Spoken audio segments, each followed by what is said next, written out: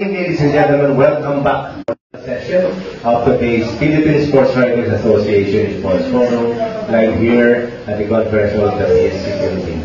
And now we will be talking about basketball, not just about basketball, but high-level basketball. We're talking about the state of the national teams and programs of the Samahan Basketball of the Philippines. I'm running along with Manila Standard. Good morning, partner. Good morning, Philippine Sports Writers Association. We welcome you to the second part of our session. We have a very special guest from our NSA, Samahan Basketball ng Pilipinas. Hope that you are with us through our live streaming, Philippine Sports Writers Association, and likewise on a delayed basis over Radyo Pilipinas ko sa ating sports radio. Judy Karingal po. Again, on behalf of PSC President Nelson Beltran, the Philippine Star, maraming salamat po Philippine Sports Commission, Philippine Olympic Committee, Milo Philippines, San Miguel Corporation, Smart PLDT, and Arena Class. And we will talk about Olympics pa rin, Olympic basketball, because our national team is still aiming for a slot in the Paris Olympic Games. So we are having our Executive Director of Samahan Basketball ng Pilipinas, no other than Ms. Erica D. Welcome to the PSA Forum. I think this is your third time to be with us. Maraming salamat po. A very pleasant day. Thank you. Good afternoon to all. Good afternoon. Yes. Yes, ma'am. General announcement as regards, the FIBA Olympic qualifier in Latvia in July. Likewise, the FIBA Asia Cup, which will be hosting later this year. Yes, so, our men's Gilas national team will be playing in Latvia this July, from July 2 to July 7. We will be competing in the Olympic qualifier tournament of FIBA, and we are grouped with the home team Latvia and Georgia. So both powerhouses, but we're really looking forward to competing against them. And then when we get back, whether we make it to the Olympics or not, we will also be preparing for our November window number 2 for our FIBA Asia qualifiers, and that will be 2 home games against New Zealand on November 21 and against Hong Kong on November 24. Both games will be played at the Mall of Asia Arena to give more fans a chance to watch the games live. General updates din po sa preparation of the team. Alam ko meron mga biglang injury.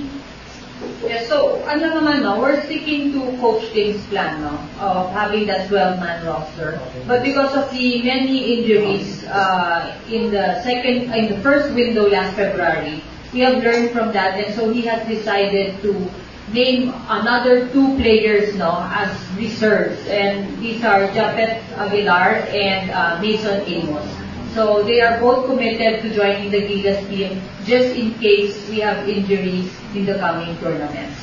In terms of preparing, our camp starts June 22nd. That's when we are going to convene the team again, and they will be training at the Inspire Sports Academy.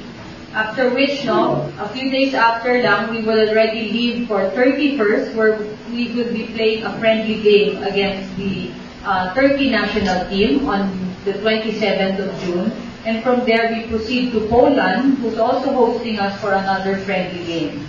And from Poland, we go straight already to Riga, Latvia for the Olympic qualifiers. Good morning, America. Yeah. Kindly update us on Gary Boatwright.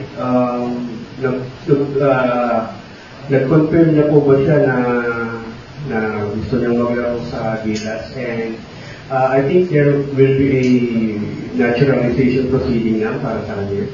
Yes, correct, So Penny has already committed to playing for Gilas in the future. But we do have to process his naturalization before we can actually put him in the roster. And yesterday we had a very good consultative meeting with Senator Tolentino and the Committee on Justice and Human Rights. A number of agencies were present there, and each of those agencies explained their role in the naturalization process para mapadali ito para kay Benny. And in fact, they already certified that as of yesterday, there were no derogatory cases or complaints filed against Benny in the respective agencies, which paves the way for his naturalization.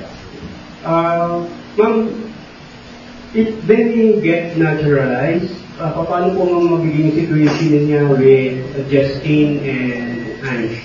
Okay, so Justin is still our key naturalized player at the moment, no? Coach Tim is very clear about this. But ever since January, when we started planning the New Gilas program, Coach Tim said he will need a pool of naturalized players. Kasi hindi po natin masabi kung may injury or hindi mo alam, para lagi tayong merong backup.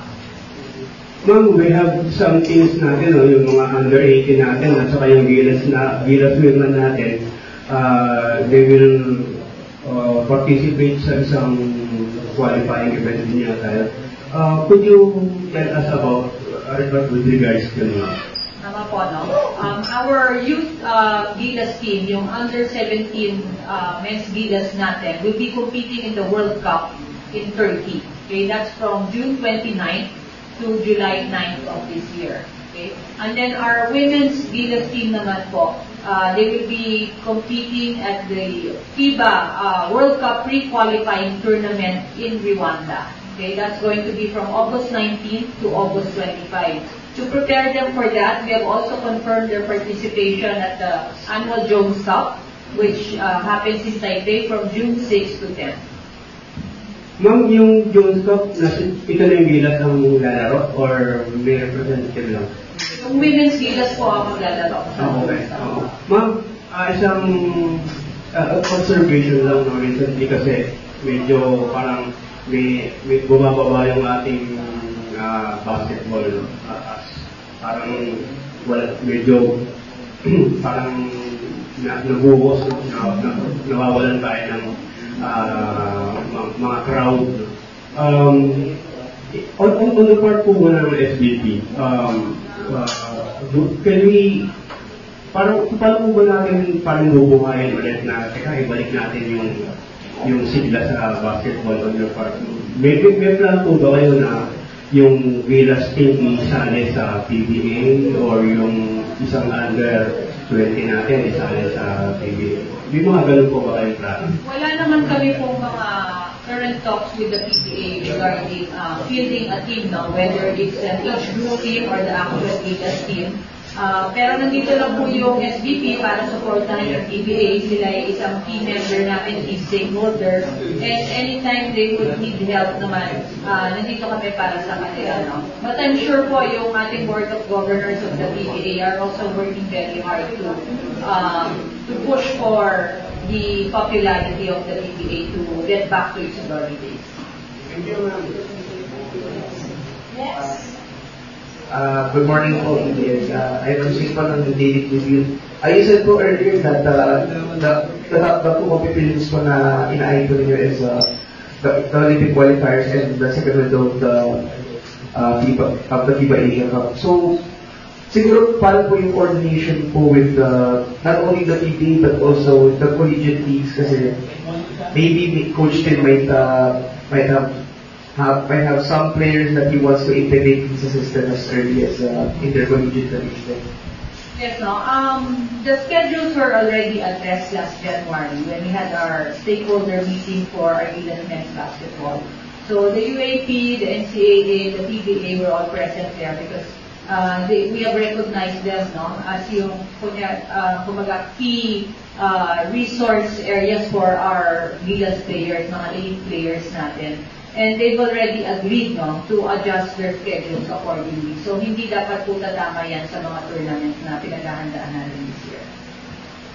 Okay, thank you. Question? Okay, habang nag-iisip pa kayo. This has been the complaints or runs ng mga coaches na sobrang ikli, 3 weeks preparation, may 1 month lang. Ano po ang timeline ng focus ng pagbuo ng ating Gilas going to November qualifying? Again, no, Coach Tim has already explained how his program works. It's really short camps right before the tournament. So, kagaya ng February, no, our games were February 22 and 25, pero nag-convene lang sila mga Feb 15. And that was enough for him, no. And then, itong July 2 naman na tournament sa Latvia, unang magpa-practice ang Gilas, June 22. Okay? It's going to be the same in November 21 ang game, mga November 15 pa lang bubuin yung team. No? Ang premise naman kasi niya is we have the same roster every time. And nagkukumpul-kumpul or pag pinagsama-sama ko yung mga training periods na yon, nag-accumulate siya at mas nakakakilala yung ating mga players. And I think, no, so far yung program ni Coach Tim na yon is working, no? Kasi one, he was able to secure really the best talent that we have. And bihira ho mangyari yan. In the past, hirap na hirap tayo na talagang yung best players natin nasa isang team natin, no? And because of these shorter training periods, mas madali para sa kanila mag-commit. And once they're there, because high-level players naman itong mga to, madali sila pag-pick up ng system ni Coach Tim, which we saw with their great play, no, last February. Okay. Next question. One quick question. Mark Monteo na nila Bobby. Mami, yung situation ni Bob, right? For clarification lang po, ilang percent na po yung naturalization process niya? If ever po makakaabot siya for FIBA Asia Cup? Mahirap, no, sabihin kung ilan percent na nasa Senado at sa Congress yan, no? Kasi sila ang mag-conduct ng mga hearings, no? And it depends on how much hearings they want to call for them to pass the Naturalization Act of Benny Boatwright. But we're off to a good start. We have the support of our congressmen and senators, and we're hoping, no, very soon na ma-naturalize na si Benny. Ang isang siguro rule lang na we have to kind of be conscious about is that when his naturalization comes out, no, hindi siya agad-agad masasalang sa FIBA competition because FIBA requires, no, in their MAP system that 45 days at least, no, before the player can play once you change his citizenship in that system. Yes, ma'am. Let's talk about the other aspect of SBP. Mukhang plansyado na very organized yung mga national teams natin. Yung pong aspeto ng support na, let's say, the stakeholders of our sport, kamusta these days? Ano pong setup tayo meron? Yes, so far we've had the support, no, overwhelming support actually for stakeholders, and we're very thankful for that because SBP as a federation will not have any success without them. Diba? They actually make up the federation. That's why it's called the federation. So, napaka-importante na nandyan sila sinusuportahan yung programs natin. Not just yung national team programs, but even our grassroots programs, which will eventually, no, lead up to the success of our national teams. Okay, so yung pong grassroots na yun, di ba, kahit di sila national teams, anong klaseng grassroots na yun yung nasa table, the SBP? Okay, so I think yung leading grassroots program natin will be Coach Norman Black's clinics, no, that he has been conducting around the different regions in the country. So every time we visit a region, si Coach Norman would tap the top 30, no, female and male players under 16, 30 each. So 30 male and then 30 female players na under 16, no, recognizing that region. And nagpapa-combine siya. Parang ginagawa namin sa PBA draft, no? So, he gets metrics, mini-measure niya, then we put that in a database. And then he conducts clinics there. He also teaches the coaches there para continuous yung development, no, ng mga atleta natin doon. Yes, questions from the floor?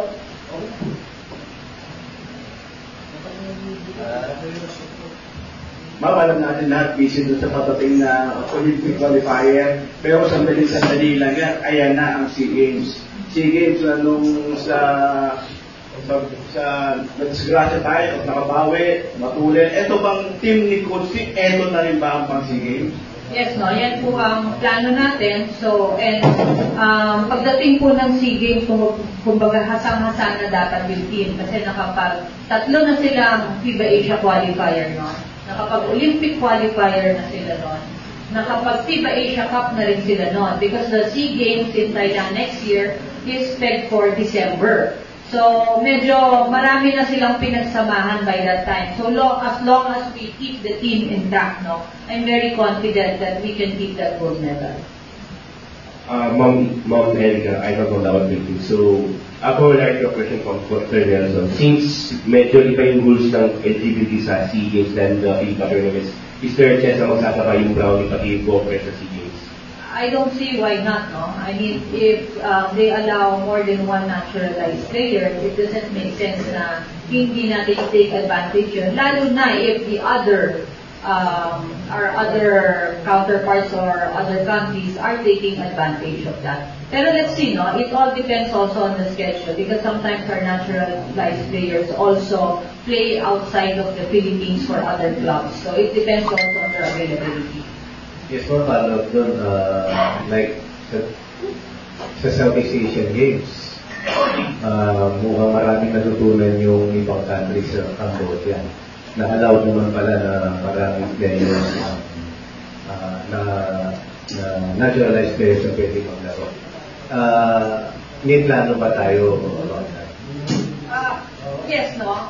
It's being discussed already in the ASEAN region, no? Why we shouldn't adopt the FIBA rules. Kasi diba kung meron tayong SEA Games na ganyan na we allow an infinite number of naturalized players, ang nangyayari sa teams sa SEA Games, pagdating naman sa FIBA competitions na isa lang, tayo naman yung nalulugi. No? So it's really something that the region should think about. And in fact, the SBP is pushing for that we align with FIBA. Some more questions? Good morning, Dr. Era, Sports Corner PH.